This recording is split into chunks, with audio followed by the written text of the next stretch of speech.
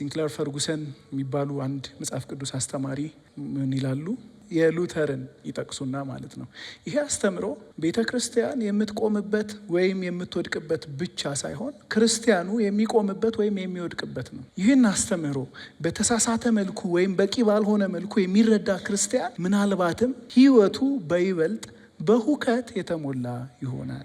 ይሄ የአንዳንዶቻችንን ሕይወት ሪፍሌክት አያደርግም? ሁከት አዚፍ በራሳችን የጸደቅን ይመስል፣ በጥረቶቻችን የጸደቅን ይመስል፣ በጸሎቶቻችን የጸደቅን ይመስል፣ በእግዚአብሔር ስራ እንዳልጸደቀ ሰው፣ በእግዚአብሔር ስራ ተቀባይነት እንዳላገኘ ሰው፣ በክርስቶስ እንደማይደገፍ ሰው የታወቀ ሕይወት የአንዳንዶቻችን መገለጫ የሆነ አይመስላችሁ? የራስ ድካም፣ የራስ ጥረት፣ የራስ ጾም፣ ጸሎት እነዚህ መጥፎ ናቸው እያልኩ አይደለም፣ እንመጣበታለን። ግን እነዛ ነገሮች እግዚአብሔር ፊት ያቆሙን ይመስል በነዛ መደገፍ፣ እነዛ ነገሮች እግዚአብሔር ፊት ተቀባይነት እንድናገኝ ጌታ እንዲቀበለን ያደረጉን የሚመስል በእነሱ ነገሮች መመካት ክርስትናችንን ውስጡን በልቶ ጨርሶታል። ለእግዚአብሔር ያለን ፍቅር ወደ ላይ ይወጣል፣ ወደ ታች ይወርዳል። ለምን? ፐርፎርማንስ ላይ ነው የምንደገፈው። ወዳጆቼ ጣሉት። መጽደቂያዬ ብላችሁ የያዛችሁትን በአፍ እኮ ላታወሩ ትችላላችሁ። በንግግር እኮ ጸጋው አዳነኝ ልትሉ ትችላላችሁ።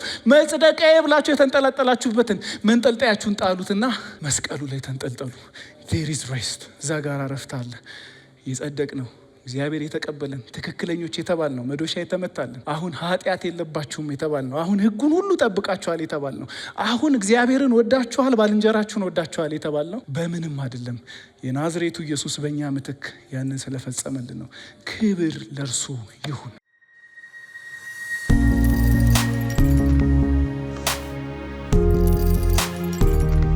ከጌታችን ከኢየሱስ ከአባታችንም ከእግዚአብሔር ጸጋና ሰላም ይብዛላችሁ። እንዴት ናችሁ? አምላካችን የእግዚአብሔር ስም የተባረከ ይሁን። እንደለመድነው ቆም እንልና መጽሐፍ ቅዱስ ያዝን። ኢዮብ መጽሐፍ ምዕራፍ 9 ቁጥር 1 ጀምሮ የድሮውን ትርጉም ነው የማነበው። ኢዮብም መለሰ እንደዚህም አለ፣ በእውነት እንዲህ እንደሆነ አወቅኩ። ሰውስ በእግዚአብሔር ፊት ጻድቅ መሆን እንዴት ይችላል? በእውነት እንዲህ እንደሆነ አወቅኩ። ሰውስ በእግዚአብሔር ፊት ጻድቅ መሆን እንዴት ይችላል? እግዚአብሔር አምላክና አባታችን ሆይ እጅግ አድርገን እናመሰግንሃለን። እንደለመድነው እንዳስለመድከን እንድትናገረን ቅዱስ ቃልህ በዚህ ስፍራ መገለጥ ባለበት ልክ እንዲገለጥ እግዚአብሔር አምላክና አባታችን ሆይ እኔን ባሪያህን ያንተን ቃል ብቻ እንድናገር ልጅህን ኢየሱስ ክርስቶስን ብቻ እንድሰብክ እንድትረዳኝ ደግሞ በዚህ ተሰብስበው አብረን የእግዚአብሔርን ቃል የሚሰማው ሕዝብህ እግዚአብሔር አምላክና አባታችን ሆይ የእግዚአብሔር እውነት እንዲገለጥለት የእግዚአብሔር እውነት ከፊት ይልቅ እንዲበራለት ከዚህ ስንወጣ ድንቅ ጌታ ድንቅ አምላክ የበዛልን ታላቅ መዳን እያልን እንድንወጣ ሁሉ ለአንተ አደራ አሳልፈን ሰጠን። ለሁላችን የሚታወቅ ታንጀብል የሆነ የሚነካ የሚዳሰስ ያንተ መገኘት በመካከላችን ይሁን። አሜን።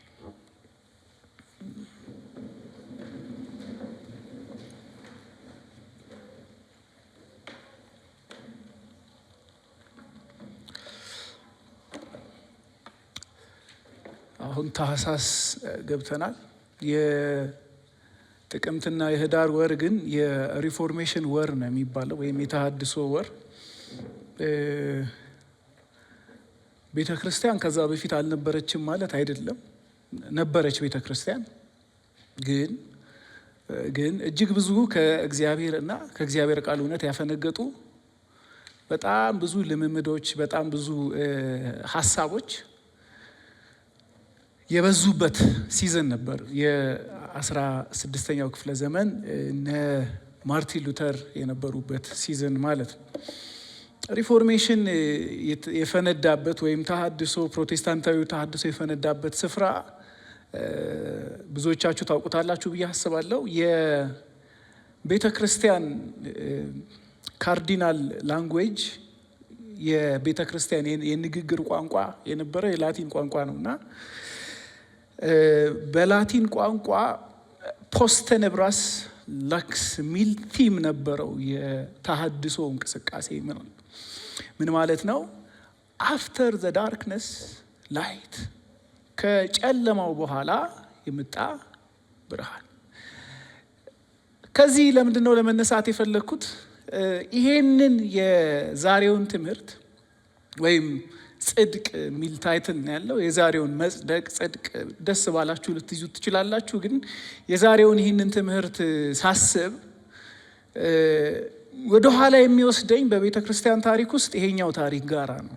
የወንድማችን የማርቲን ሉተር ታሪክ ጋራ ማለት ነው።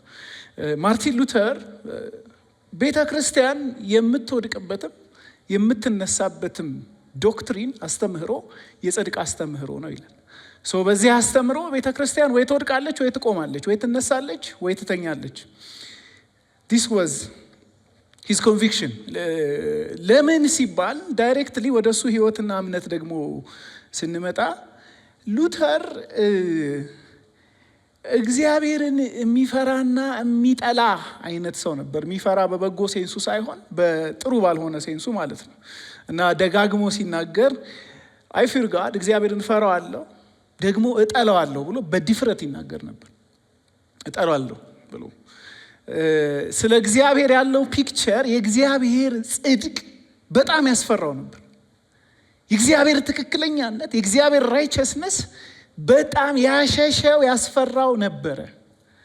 እና ከዚህ የተነሳ አንድ ጊዜ የህግ ተማሪ እያለ በአንድ ጫካ ውስጥ እየተራመደ ሳለ ኃይለኛ ነጎድጓድ የቀላቀለ ዝናብ ይዘንባል።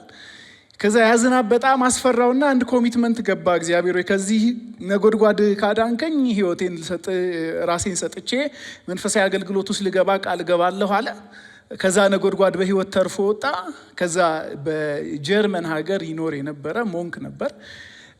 በዛ ዘመን ብዙ ሰው የሚመስለው እሱ የሆኑ የቸርች ፕራክቲሶችን ከመቃወም የተነሳ ነው።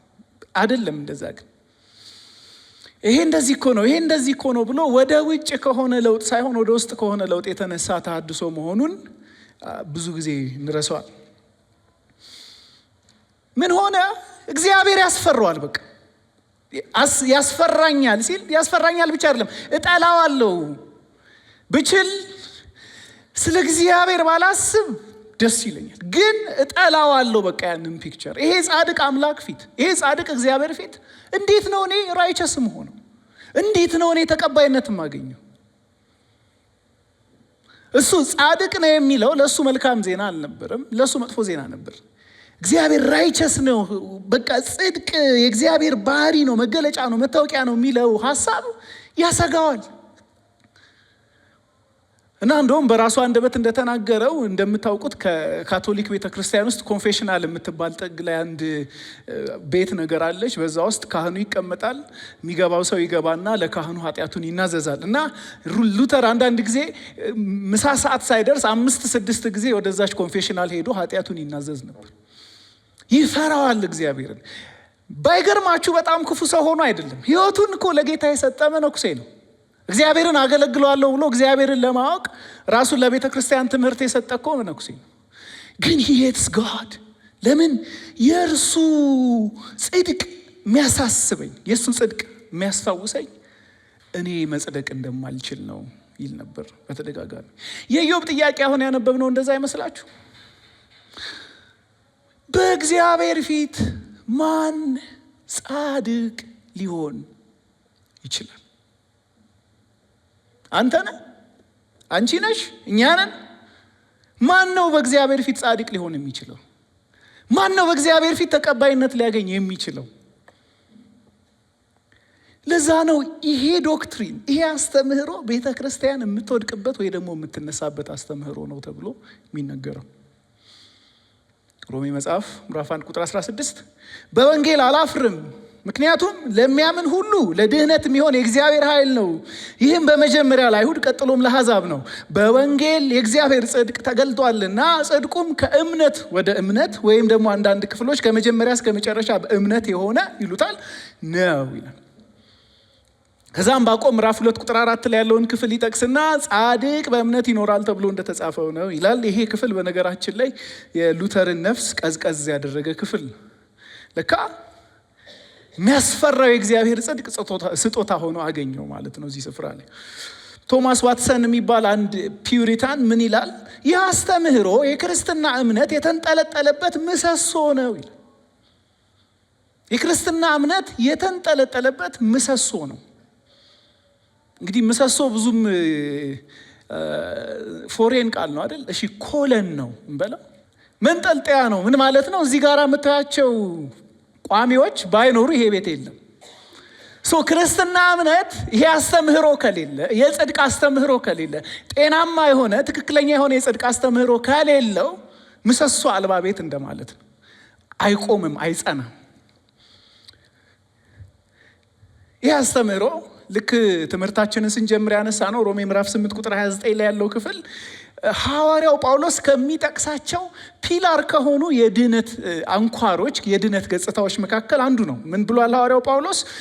እግዚአብሔር አስቀድሞ ያወቃቸውን የልጁን መልክ እንዲመስሉ አስቀድሞ ደግሞ ወሰናቸው፣ ይኸውም ከብዙ ወንድሞች መካከል እርሱ በኩር ይሆን ዘንድ ነው። አስቀድሞ የወሰናቸውንም ጠራቸው፣ የጠራቸውንም አጸደቃቸው፣ ያጸደቃቸውንም አከበራቸው ብሎ ሚድል ያስቀምጠው፣ ማዕከል ላይ ያስቀምጠው የድነት ገጽታ ጽድቅ ነው። ጽድቅ ሰዎችን ከእግዚአብሔር ጋር ታረቁ እያልን የምንለምንበት የልመና ርዕሳችን ነው።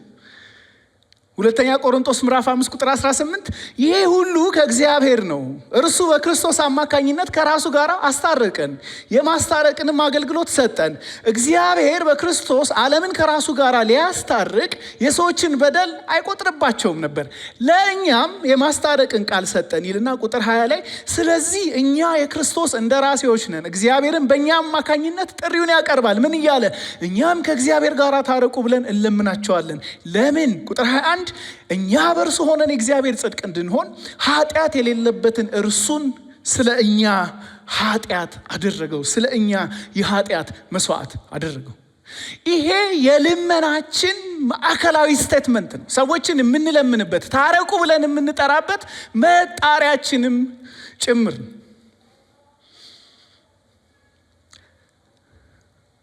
ስለዚህ ከአንድ ነገር እንነሳ። ከቅድሙ ጥያቄ ስጋ ለባሽ እንዴት ነው በእግዚአብሔር ፊት ጻድቅ የሚሆነው? ኢዮብ ምዕራፍ 9 ላይ ብቻ አይደለም ይህንን የሚለው። ምዕራፍ 4 ቁጥር 17 ስጋ ለባሽ ከእግዚአብሔር ይልቅ እንዴት ጻድቅ ሊሆን ይችላል? ሰውስ ከፈጣሪው ይልቅ እንዴት ንጹሕ ሊሆን ይችላል ብሎ ይጠይቃል።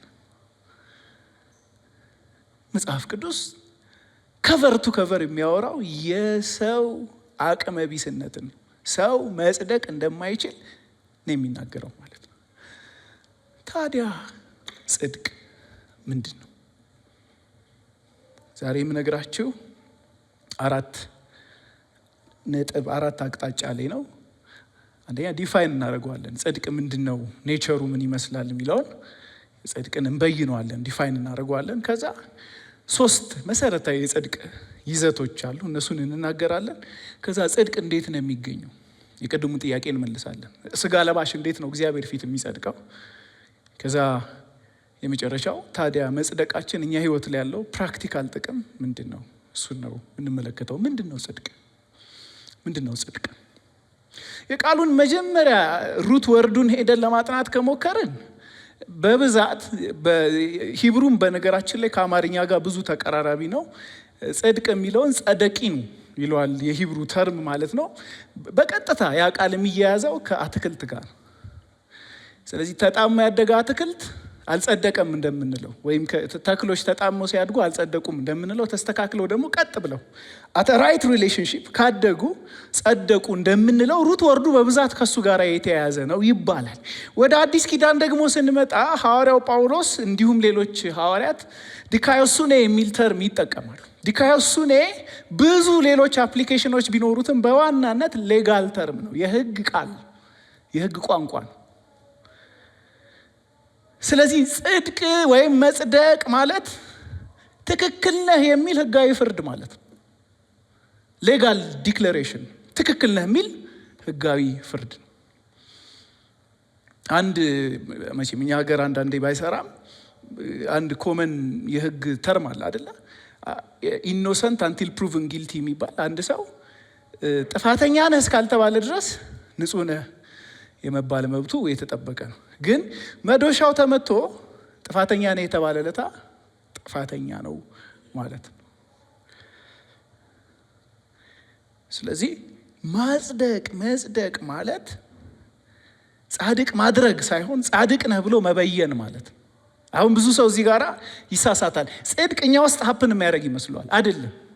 እሱ ቅድስና ነው፣ እንመጣለን ሳንክቲፊኬሽን ጋር። ጽድቅ ማለት ግን ከኛ ውጭ የሚከናወን ህጋዊ አዋጅ ነው፣ ህጋዊ ድንጋጌ ነው፣ ሌጋል ዲክሌሬሽን ነው።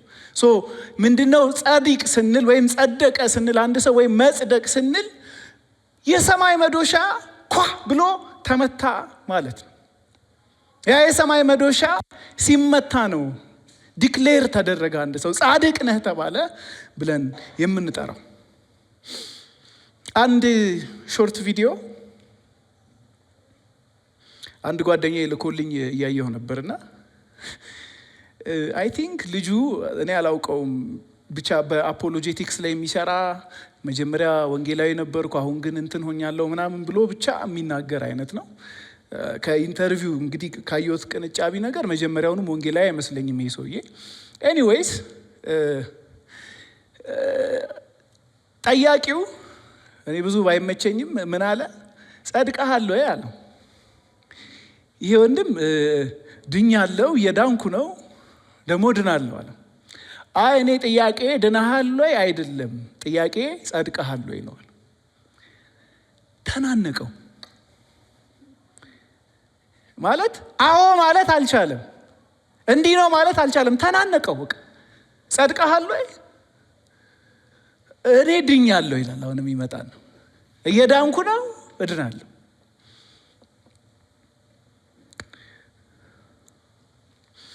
እንዲህ ማለቱ ስህተት ሆኖ እኔ አይታየኝም።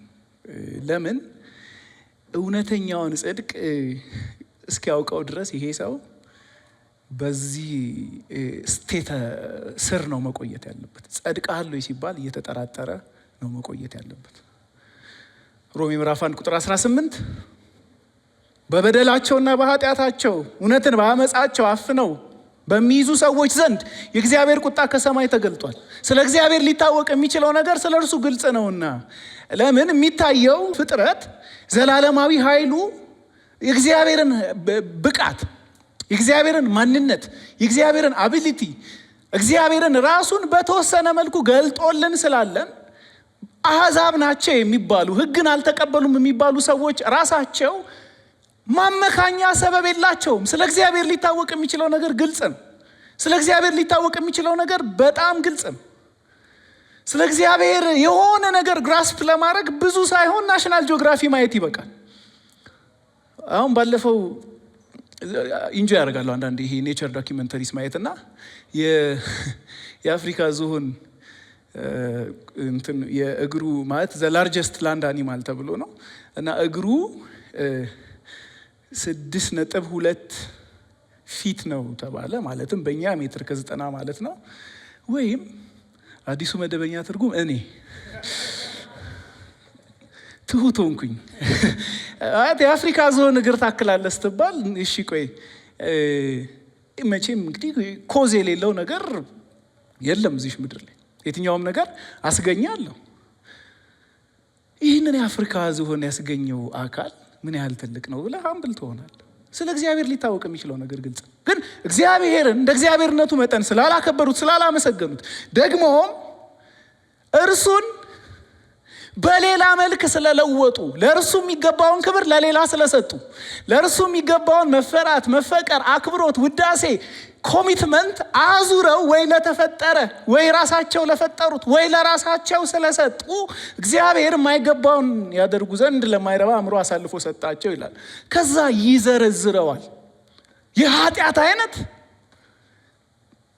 ናቹራል ከሆነው ሴክሹዋል ስሜት ውጪ ሆሞሴክሹዋል ለሆነ ፍላጎት እግዚአብሔር አሳልፎ ሰጣቸው። አንዳንዶቹ ክፋትን፣ መጥፎ ጸባይን ተሞሉ። ውል የሌላቸው ናቸው። ከወላጆቻቸው ማይስማሙ፣ ለወላጆቻቸው ማይታዘዙ ናቸው። ፍቅር የላቸው፣ ውል ያፈርሳሉ። ይሄንን አድራጊዎች ብቻ ሳይሆኑ ይሄን ከሚያደርጉ ጋራም ይተባበራሉ ይልና እንግዲህ ይሄ መጽሐፍ የሮሜ መጽሐፍ እንደምታውቁት በሮሜ ላሉ ክርስቲያኖች የተጻፈ ስለሆነ በዛ ደግሞ ማጆሪቲ አሕዛብ ግን የተወሰኑ አይሁዶች ስላሉ ወደ አይሁድ ደግሞ ፊቱን ያዞራል። በሌላው የምትፈርድ አንተ ማነህ? ይሄን አታርግ የምትል ይሄንን የምታረግ፣ አትስረቅ ብለህ የምትሰብክ፣ ቤተ መቅደስን የምትዘርፍ፣ ጣዖታትን የምትጠየፍ፣ የምታመነዝር who are you?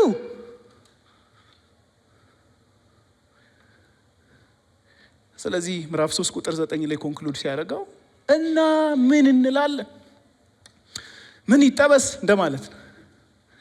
ከነሱ እንበልጣለንን? በጭራሽ። አይሁድም ይሁኑ አሕዛብ ሁሉም ከኃጢአት በታች እንደሆኑ አስቀድመን ከሰናቸዋል። እንዲህ ተብሎ እንደተጻፈ ጻድቅ የለም፣ አንድ ስንኳ አስተዋይ የለም፣ እግዚአብሔርን የሚፈልግ የለም፣ ሁሉ ተሳስተዋል፣ ሁሉ በአንድነት የማይጠቅሙ ሆነዋል። እግሮቻቸው ደምን ለማፍሰስ ፈጣን ናቸው፣ የሰላምን መንገድ አያውቁም፣ ከአንደበቶቻቸው በታች የእባብ መርዝ አለ፣ አፍም ሁሉ ይዘጋ ዘንድ እግዚአብሔር ከሕግ በታች ያሉትንም ከሕግ በታች የሌለነውን እኛን አሕዛብም ጭምር ባለመታዘዝ ስር አድርጎናል። ስለዚህ ምዕራፍ 1 ቁጥር 18 ላይ በአመፃ ላይ የተገለጠው የእግዚአብሔር ቁጣ የተገለጠው ሁሉም ላይ ነው። ኤክሰፕሽን የለም።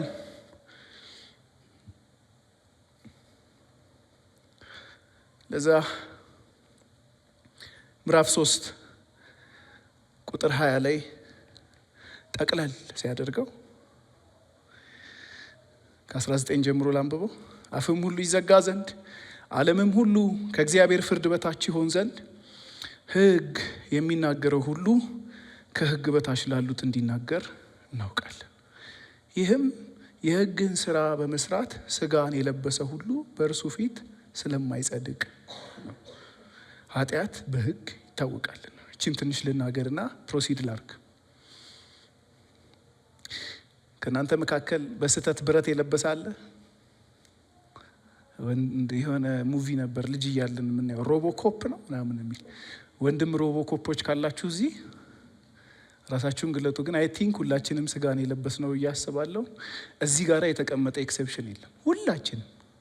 ሁላችንም አፋችን ይዘጋ ዘንድ ከእግዚአብሔር ፍርድ በታች እንድንሆን እግዚአብሔር አስቀድሞ እኛን ፈርዶብናል።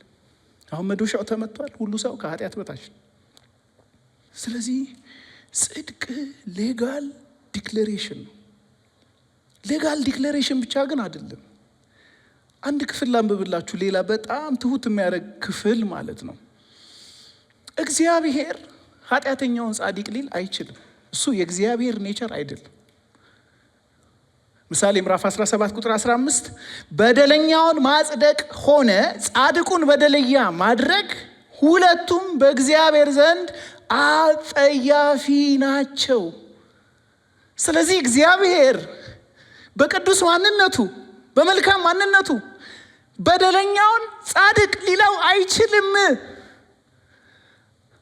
እንደገና ቅዱሱ እግዚአብሔር ጻድቁ እግዚአብሔር ጻድቁን ሰው በደለኛ ነህ ሊለው አይችልም።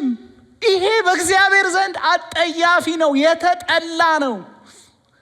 እግዚአብሔር እንደዛ የሚያደርጉትን ጭምር ይጠየፋቸዋል። አይደለም እሱ እንደዛ ሊያደርግ። ስለዚህ ጽድቅ ማለት ትክክለኝነት ነው። እግዚአብሔር ፊት ትክክል መሆን ማለት ነው። ከእግዚአብሔር ጋር ኢን ደ ራይት መሆን ማለት ነው። ትክክለኛው መስመር ላይ መሆን ማለት ነው።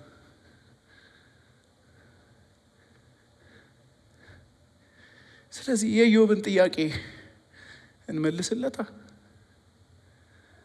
በእግዚአብሔር ፊት ማን ጻድቅ ሊሆን ይችላል? ማንም። እንዲህ ተብሎ እንደተጻፈ ጻድቅ የለም አንድ ስንኳ፣ ማንም ጻድቅ የለም።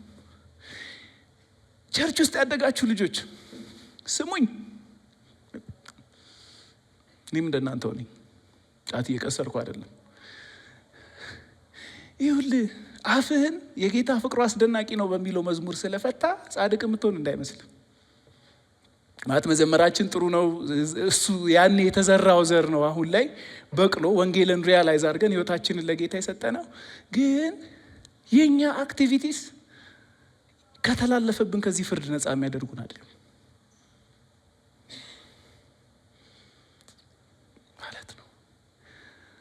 ታዲያ ኃጢአተኛ እንዴት በእግዚአብሔር ፊት ይጸድቃል?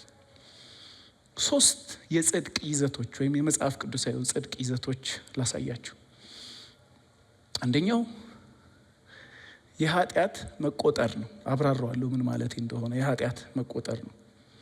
የኃጢአት መቆጠር ማለት እኛ የሰራናቸው ኃጢአቶች በሙሉ ነው ያልኩት።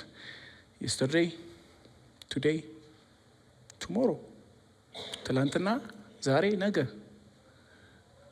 ባለፈው፣ በአሁኑና በሚቀጥለው የሰራናቸው ኃጢአቶች በሙሉ ጌታ ኢየሱስ እንደሰራቸው ተቆጥረዋል።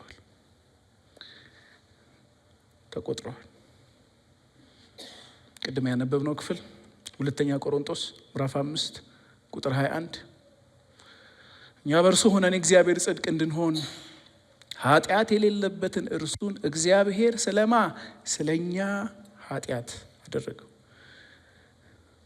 ኃጢአታቸው ስለተሰረየላቸው ሰዎች ዳዊት የተናገረውን ጳውሎስ እንደገና ሮሜ ምዕራፍ 4 ቁጥር 7 ላይ ሲደግመው መተላለፋቸው ይቅር የተባለላቸው ኃጢአታቸው የተሰረየላቸው ብፁዓን ናቸው፣ ጌታ ኃጢአቱን የማይቆጥርበት ሰው ምስጉን ነው። ኢሳይያስ 53 እየደጋገመ የሚናገረው ኢየሱስ ክርስቶስ የቆሰለው ስለ መተላለፋችን፣ የደቀቀው ስለኛ በደል። ስለዚህ የጽድቅ የመጀመሪያው ኤሌመንት የኛ ኃጢአት፣ የትላንትና የዛሬ የነገ ኃጢአታችን፣ ያለፈው ያሁኑ የነገው ኃጢአታችን በክርስቶስ ላይ ተቆጥሮበታል። ሁለተኛ የጽድቅ መቆጠር። እግዚአብሔር ይመስገን። መጀመሪያ የኃጢአት መቆጠር፣ እግዚአብሔር እኛ የሰራነውን ኃጢአት በሙሉ ክርስቶስ ኢየሱስ እንደሰራው ቆጥሮታል። የጽድቅ መቆጠር ደግሞ እግዚአብሔር የክርስቶስን ፍጹም ጽድቅ ለኛ ቆጥሮልናል። አሜን ትላላችሁ ሆይ? የክርስቶስን ፍጹም ጽድቅ ለኛ ቆጥሮልናል። this is crazy። አሜን። ወደ ራስ ተመልከት እስቲ።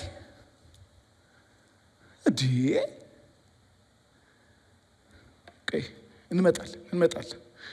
አሁንም ምዕራፍ 5 ቁጥር 21 እንደገና ላንብበው።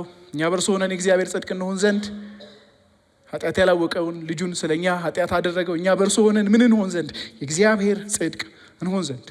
አሁን የቆምንበት ክፍል ጋራ ቀጥለን እናንብብ። ሮሜ ምዕራፍ 3 ቁጥር 21 አሁን ግን በሕግና በነቢያት የተመሰከረለት የማን ጽድቅ ነው የሚለው? የእግዚአብሔር ጽድቅ the righteousness of God፣ በክርስቶስ የሆነው የእግዚአብሔር ጽድቅ፣ የክርስቶስ ኢየሱስ ፐርፌክት ራይቸስነስ፣ ነጥብ፣ ኃጢአት፣ ግድፈት፣ እድፈት፣ መጨማደድ የሌለበት የክርስቶስ ኢየሱስ ትክክለኛነት፣ የክርስቶስ ኢየሱስ ጽድቅ ለአማኙ ተቆጥሮለታል። ሮበርት ሬይመንድ የሚባል አንድ የአዲስ ኪዳን አስተማሪ ስለ ጽድቅ መቆጠር አሁን በክርስቶስ የሆኑት ኃጢአተኞች በእግዚአብሔር ፊትና እይታ የእግዚአብሔርን ሕግጋት ጠብቀዋል ይላል። ይቀጥልና ጌታ አምላካቸውን እንግዲህ በእግዚአብሔር ፊትና እይታ የምትለውን አስምሩ። ፕራክቲካል ህይወታችንን ማለት አይደለም፣ እሱማ ሌላ ጉድ ነው። በእግዚአብሔር ፊትና እይታ የእግዚአብሔርን ሕግጋት ጠብቀዋል። እሺ ጌታ አምላካቸውን በፍጹም ነፍሳቸው፣ ኃይላቸው፣ ሀሳባቸውና ልባቸው እንዲሁም ባልንጀሮቻቸውን እንደራሳቸው ወደዋል። ሶስተኛው ህጋዊ ይቅርታና መብት ነው። ሶስተኛው የጽድቅ ገጽታ ህጋዊ ይቅርታና መብት። ሮሜ ምዕራፍ 4 ቁጥር 7 መተላለፋቸው ይቅር የተባለላቸው ኃጢአታቸው የተሰረየላቸው ብፁዓን ናቸው። ኃጢአቱን ጌታ ከቶ ምንም አይልበት የማይቆጥርበት ሰው ምስጉን። የማይቆጥርበት ሰው ምስጉን። ይሄ እንግዲህ ስለ ፍርድ ቤት ስለሚያወራ የጽድቅ ኢሜጀሪ ብዙ ጊዜ ወደኛ ሀገር ምናምን እንመጣለናል። ወደ ራሳችን ፕራክቲካል በሰው ህግ ይቅርታ ሲደረግ መዝገባህ አይቀደድም፣ ሴቭ ነው የሚደረገው። ይቅርታ አድርግ ይላለው ግን ተብሎ ሴቭ ነው የሚደረግ። ይሄ ባይ ዘ ዌይ ሰው ጋራ ብቻ አይደለም እኛም ጋራ ይሰራል። ብዙ ጊዜ እንግዲህ አንድ ፓስቶራል ዲዩቲ ነው አይደል፣ ሰው ማስታረቅ ምናምን እና ብዙ ጊዜ እንደዚህ አይነት ቦታዎች ላይ ስንቀመጥ በጣም የሚገርመኝ ልንገራችሁ። የዛሬ 40 ዓመት ጉዳይ ይነሳል። በትንሽዬ ነገር ዛሬ ከተጣሉ ማለት ነው። ትዝ ይልሃል የዛሬ 40 ዓመት እንደውም እንደዚህ አድርገኸኝ በዚህ ገብተህ በዚህ ወጥተህ በዚህ ገብተህ በዚህ ወጥተህ ምናምን እየተባለ ማለት ነው። ህግ ምንድን ነው የሚያደርገው? የሰውን ህግ ማለት ነው። ዛሬ በይቅርታ ተፈታረ፣ ነገ እስቲ ተሳስተህ የሆነ ጥፋት ላይ ተገኝ፣ አባቴ ቅጣት ማክበጃ ላይ ይመጣል የዛሬ ምናምን ተብሎ። እግዚአብሔር ጋር እንደዛ አልሆንም። we have a legal pardon። በህግ ፊት በእግዚአብሔር የጸደቀው ሰውዬ ምንም እንዳላደረገ ንጹህ ሰው ነው ትሪት የሚደረገው። ቆላሲስ ምዕራፍ 2 ቁጥር 14 ለዛ ነው ይከሰን ይቃወመን የነበረውን የዕዳ ጽሕፈት ደመሰሰው የሚል። ያስተረፈው የክስ ጽሕፈት የለም። ያስተረፈው የክስ ጽሕፈት የለም። የተረፈልን የቀረልን ያልተከፈለ ዕዳ የለም። ጌታችን ኢየሱስ ክርስቶስ ደምስሶታል። ጽድቅ ስንል ይህንን እያለን ፊልጵስዩስ ምዕራፍ 3 ከቁጥር 9 በራሱ መጽደቅ የሚፈልጋለ ከኔ የሚበልጥ ማን አለ ይላል ሐዋርያው ጳውሎስ። ህግ በመጠበቅ እንትን ብትሉ እያለ እኮ ነው የሚዘረዝረው። ፈሪሳይ ነበርኩ ስለ ህግ ጽድቅ ብታወሩ፣ ብንያማዊ ከዕብራይም ዕብራዊ ነበርኩ፣ በቅንዓት ካላችሁኝ ቤተ ክርስቲያንን የማሳድድ ዚለት የሆንኩ ቅንዓተኛ አይሁዳዊ ነበርኩ። ከዛ ግን ምን ይላል? ለክርስቶስ ስል ሁሉን እንደ ጉድፍ እቆጥረዋለሁ ይላል። እዚህ ጋር እየተጎዳ የሚመስላቸው ሰዎች አሉ። እኔ ለጌታ ብዬ ምናምን አይደለም። ከዛ ቁጥር 9 ላይ ህግን በመጠበቅ የሚገኝ የራሴ ጽድቅ ኖሮኝ ሳይሆን ክርስቶስን በማመን ወይም በክርስቶስ ባለ እምነት ይኸውም ከእግዚአብሔር የሚመጣ ከእምነት በሆነ ጽድቅ በእርሱ እንድገኝ ነው ይላል። ዌስትሚኒስተር ኮንፌሽን የሚባል የእምነት መግለጫ ክርስቶስ ታዞ በመስቀል በመሞቱ የጸደቁ ሰዎችን ዕዳ ሙሉ በሙሉ የከፈለ ሲሆን በእነርሱ ምትክ የአባቱ የጽድቅ ቁጣ ትክክለኛ እና ሙሉ እርካታ እንዲያገኝ አድርጓል ይላል። እዚህ ጋር አንድ ነገር ልናገርና እየጠቀለልኩ ልሂድ። ይሄ ግን ቅድም ካወራነው ጋር ፌር ነው ወይ ጥያቄ? ማለትም ምሳሌን አንብበናል አይደል? እግዚአብሔር አይደለም ራሱ ሊያደርገው ኃጢአተኛውን ጻድቅ ጻድቁን ኃጢአተኛ ነው በሚል እንደሚጠየፈው ያንን ነገር እንደሚጠላው የእግዚአብሔር ቃል ይነግረናል። ታዲያ ይሄ ክላሽ አያደርግም ወይ? አንድ መዝሙር አለ አይደል? ተከድኖ ሳይሆን ተከፍሎ ነው። ጂሰስ ፔድ አ ፕራይስ ለእያንዳንዳችን ኃጢአት። ኢየሱስ ተገዶ ሳይሆን። አሁን አንዳንድ ሰዎች አሉ አዲስ የመጣ የኤቲስቶች ተርም ነው አክቹሊ ዲቫይን ቻይልድ አቢዩዝ የሚሉት የጌታን ሞት ማለት ነው። ማለት እግዚአብሔር ልጁን አቢዩዝ እያደረገ አይነት። ነፍሴን በፈቃዴ ላኖራት እመጣለሁ እኮ ነው ያለው። ምንም እኮ ዊዝን ሰከንድ ያ ሁሉ የመስቀል ሞትና ስቃይ እኮ መቆም ይችላል በቃ ማለት ነው። ክርስቶስ ኢየሱስ በፈቃዱ ለእያንዳንዳችን ኃጢአት ዋጋ ስለከፈለ አሁን እኛ ጻድቅ የተባልነው ኃጢአታችን ተከድኖ ይብሰል ተብሎ ውስጡን ለቄስ ተብሎ ሳይሆን ለእያንዳንዱ ኃጢአት ለአንዱም ሳያስቀር ጌታችን ኢየሱስ ክርስቶስ ዋጋ ከፍሎ። ይህንን እውነት ታዲያ እንዴት ነው የምንቀበለው? ሶስተኛው ነጥቤ ጋር መጥቻለሁ። እንዴት ነው የምንቀበለው? ይሄ እንግዲህ መሰረታዊ የወንጌላውያን ትምህርት ነው። እስቲ በእምነት ብቻ በሉ። በእምነት ብቻ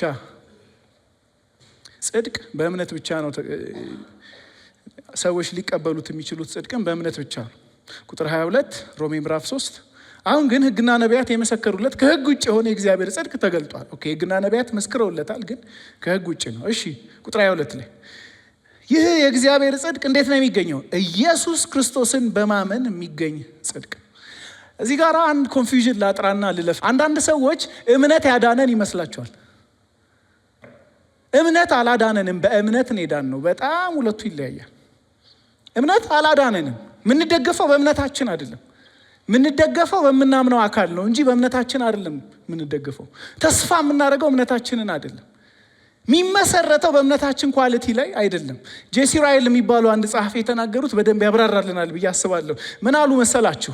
እውነተኛ እምነት ምንም የሚያስመካ ነገር የለውም ይሉና ምንም አይነት የብቃት ማረጋገጫ ሰርተፊኬት አይደለም፣ ምንም አይሰጥም፣ ምንም አይነት መዋጮ አያደርግም፣ ምንም አይነት ተጨማሪ አስተዋጽኦ አያደርግም።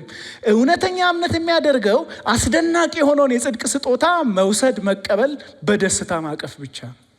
የተቀበልንበት ቻናል ነው እንጂ እምነት በእምነት በራሱ አልዳንም። ስለዚህ ነው ገላትያ መጽሐፍ ምዕራፍ 1:6 ላይ በክርስቶስ ጸጋ የጠራችሁን እርሱን ትታችሁ ወደ ልዩ ወንጌል ፈጥናችሁ በመዞራችሁ በጣም ደንቆኛል ይልና እውነቱን ከሆነ ሌላ ወንጌል የለም የሚያደነጋግሯችሁ የሚያውኳችሁ፣ እነርሱ የክርስቶስን ወንጌል ለማጣመም የሚያደርጉት ጥረት ነው። ነገር ግን እኛም ብንሆን ወይም የሰማይ መልአክ ከሰበክንላችሁ ወንጌል የተለየ ቢሰብክላችሁ እርሱ ለዘላለም የተረገመ ይሁን።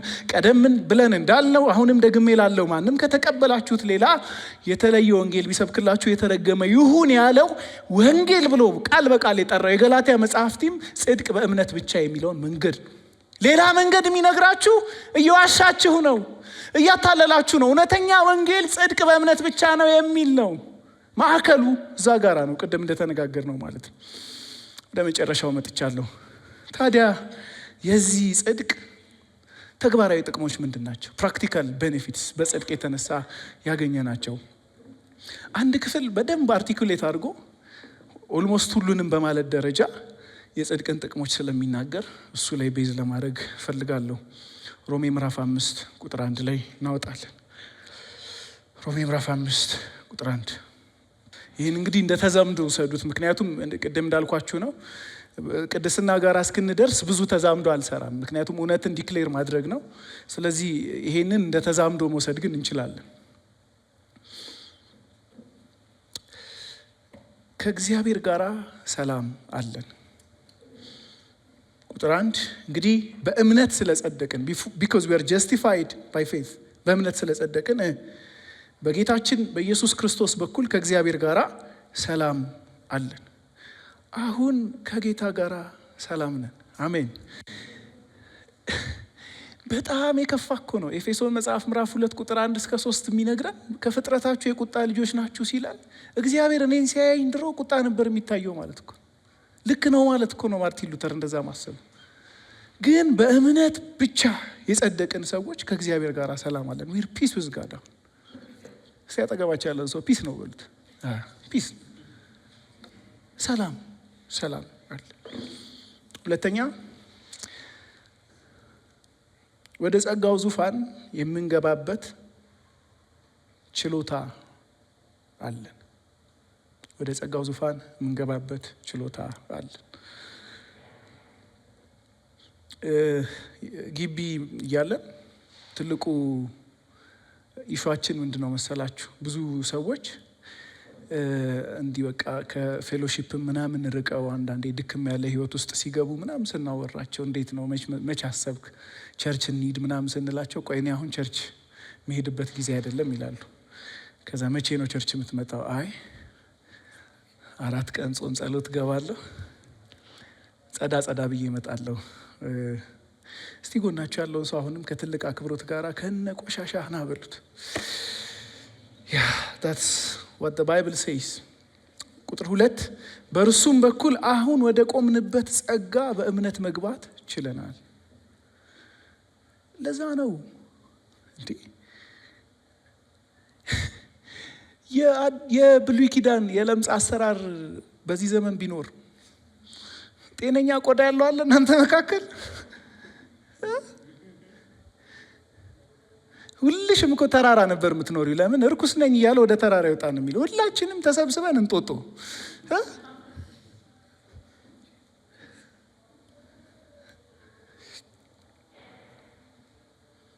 በእርሱም በኩል አሁን ወደ ቆምንበት ጸጋ በእምነት መግባት ችለናል።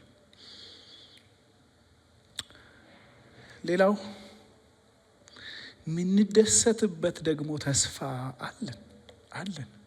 ይቺ በደንብ እኛ ሀገር ሪንፎርስ መደረግ ያለባት ነገር ትመስለኛለች። ምክንያቱም እኛ ሀገር ተስፋ ከማድረግ ይልቅ ተስፋ መቁረጥ ቀላል ነው አይደል?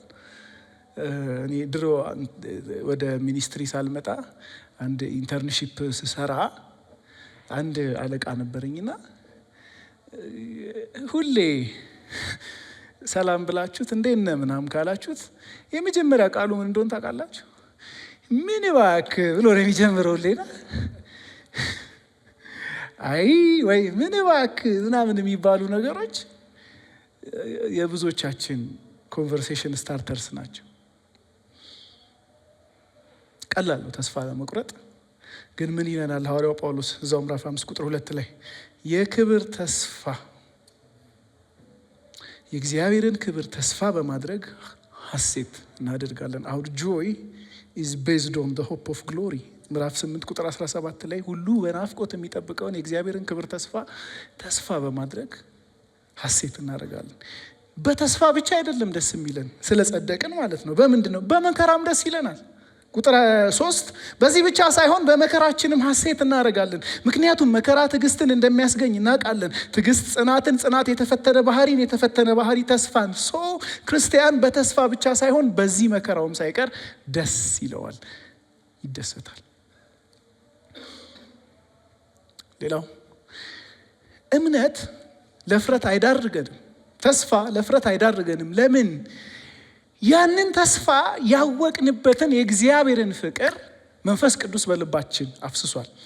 ምዕራፍ 5 ቁጥር 5 ይህም ተስፋ ለፍረት አይዳርገንም፣ እግዚአብሔር በሰጠን በመንፈስ ቅዱስ ፍቅሩን በልባችን አፍስሷል።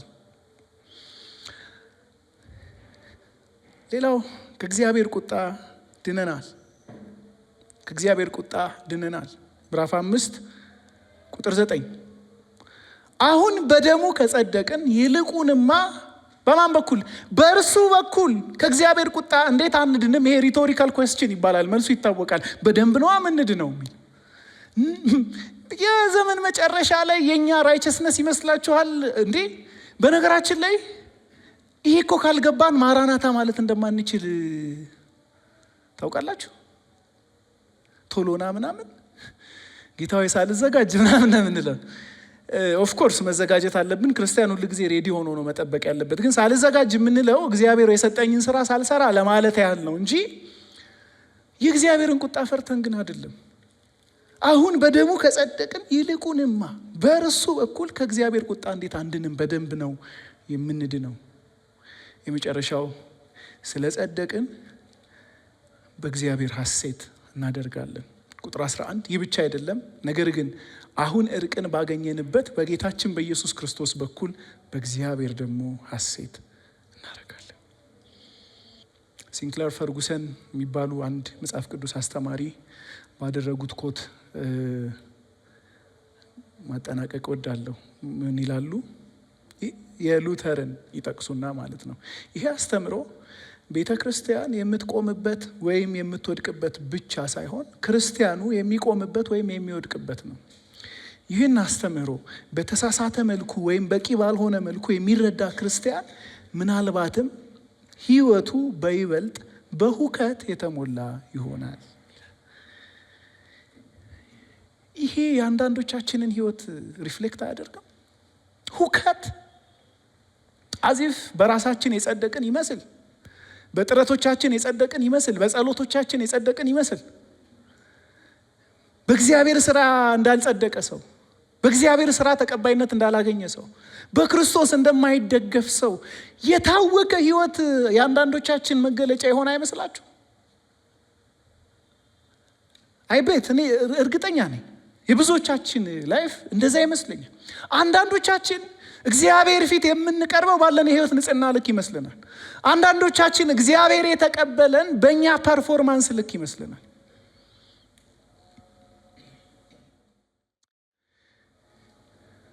እግዚአብሔር ጻድቃን ናችሁ ያለን፣ በእግዚአብሔር ፊት ኃጢአት የለባችሁም የተባልነው ኃጢአት ሳይኖርብን ቀርቶ ሳይሆን ኃጢአት ሳይኖርበት ቀርቶ ነው።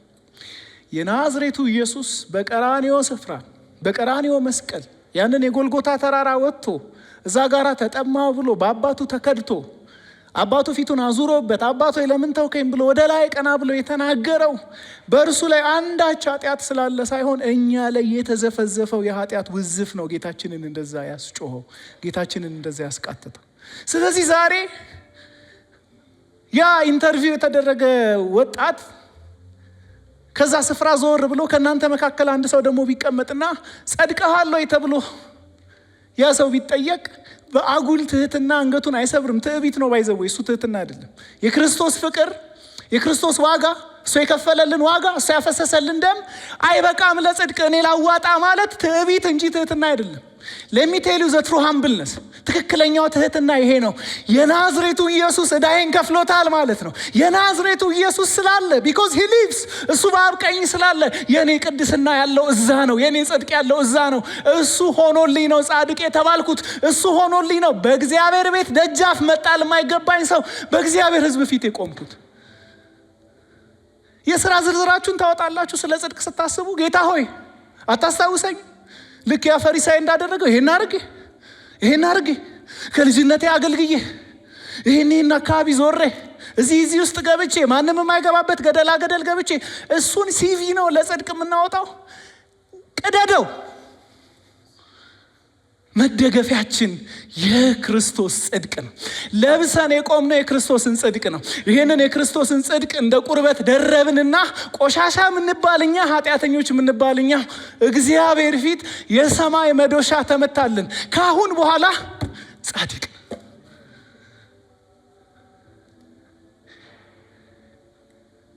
እኔ የክርስቲያን ህይወት የሚመሰረተው እዚህ ላይ ይመስለኛል። ሪስፖንስ ነው፣ ለዚህ የሚሰጥ ምላሽ ነው። ክርስትና ከዚህ የሚመነጭ ነው፣ ከዚህ የሚፈናጠር ነው። ስፕሪንግ ቦርድ ነው የክርስትና።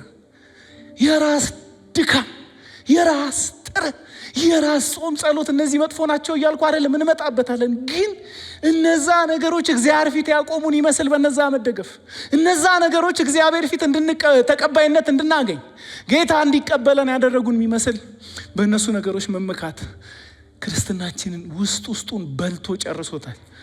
እንዲህ ይላል ክርስትናችን። ወደ ላይ ይወጣል፣ አንዴ ወደ ታች ይወርዳል። አሹራንሳችን፣ ደስታችን፣ ለእግዚአብሔር ያለን ፍቅር ወደ ላይ ይወጣል፣ ወደ ታች ይወርዳል። ለምን? ፐርፎርማንስ ላይ ነው የምንደገፈው። ወዳጆቼ ጣሉት። መጽደቂያዬ ብላችሁ የያዛችሁትን በአፍ እኮ ላታወሩ ትችላላችሁ። በንግግር እኮ ጸጋው አዳነኝ ልትሉ ትችላላችሁ። መጽደቂያዬ ብላችሁ የተንጠለጠላችሁበትን መንጠልጠያችሁን ጣሉትና መስቀሉ ላይ ተንጠልጠሉ። there is rest። እዛ ጋር አረፍት አለ። የጸደቅ ነው እግዚአብሔር የተቀበለን ትክክለኞች የተባል ነው። መዶሻ የተመታልን። አሁን ኃጢአት የለባችሁም የተባል ነው። አሁን ሕጉን ሁሉ ጠብቃችኋል የተባል ነው። አሁን እግዚአብሔርን ወዳችኋል፣ ባልንጀራችሁን ወዳችኋል የተባል ነው። በምንም አይደለም፣ የናዝሬቱ ኢየሱስ በእኛ ምትክ ያንን ስለፈጸመልን ነው። ክብር ለእርሱ ይሁን።